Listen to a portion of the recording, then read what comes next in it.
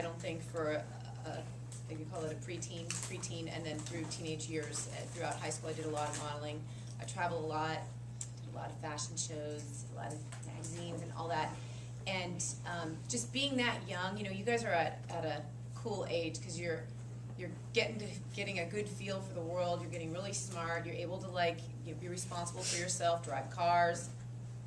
That's good or bad. When I was 16, it wasn't a good thing. I was a little crazy with my car, but you know, you're getting at that age. But I also think that what you hear and what people say to you can really influence you in a strong way at this age. And for me, what was unfortunate is I had modeling agents speaking to me, telling me that I needed to get thinner. I was 5'9", 118 pounds. That is absolutely ridiculous that people would say those kind of things. But when you know how she's talking about this Heidi girl with her surgeries, that poor girl, if anything, just say a prayer or meditation or whatever you do at night for her, because she has so many voices going into her head, and she's comparing herself to everybody else in Hollywood, which is not a healthy thing. I always tell my clients, be the best you that you could be. Don't try to compare yourself to other people. Just at night when you go to sleep, you know you made good choices for your health, good choices for your relationships. You can go to sleep at night with peace. Don't compare yourself to the girl on the magazine or the girl in the movie or the super rich skinny girl who has the perfect, you know, pair of jeans every week at school. Don't compare yourself to that. Just be the best that you could be. And just continue to strive, work hard. You're in school right now. Focus on your grades. Do well with that, and you're going to have a great life. There's no reason to feel bad about it. But for me, I let people, you know, speak to me and tell me that. So when I was your age, I was dealing with the modeling agents and school and traveling and all the stuff I did. And I started to develop a distorted body image. I really did feel that I was unattractive, and here I was doing modeling. I felt that I was heavy. I wasn't heavy at all. That's where it's a real sickness. You know, that goes in the direction, it's a first step. Body image issues are the first step in the direction of anorexia. And at that point, they really have a chemical imbalance in their brain because they've just pushed themselves so far in that direction, and it's very unhealthy. But for me in my 20s, because of all the modeling and all that, the high fashion world rejected me. They told me I was too big. Can you imagine? I was too big for high fashion. So I got kicked out of that modeling world, and I shifted over into fitness modeling. And I got into teaching aerobics and doing a lot of exercise because I was always wound up about the way I looked. And I did all these crazy extreme diet things with my food and with pills, and it just was really, really, really scary what I did. And then in my and I went on, traveled, kept doing modeling, did magazine covers, was in college, did the modeling while I was in college, all that.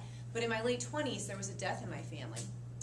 And you know how they say, you know, even though something bad happens, everything happens, and in the end, for a good reason. Like something bad might come out as a good reason in the end.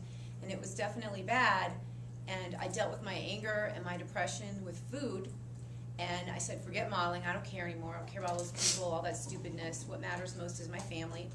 And I was also obviously depressed, so I ate to bandage up the depression. I didn't want to see a therapist or a counselor. I didn't want to talk about it. I just wanted some ice cream.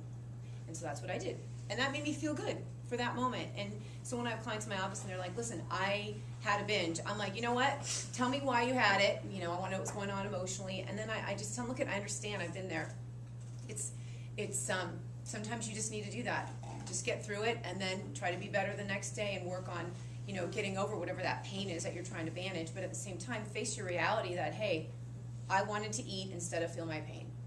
That's what I did. And, you know, probably wasn't better than getting into something else I could have got into, which, you know, goodness knows, drugs, whatever. I didn't do that. My drug was food. So I ate and ate and ate and ate, and in 6 weeks I put on 30 pounds, and here I went from being a tall, thin fitness model, magazine covers, traveling the world, to 30 pounds heavier, which was probably, you know, 5'9". I probably look just fine, healthy. I'll show you guys a photo of me.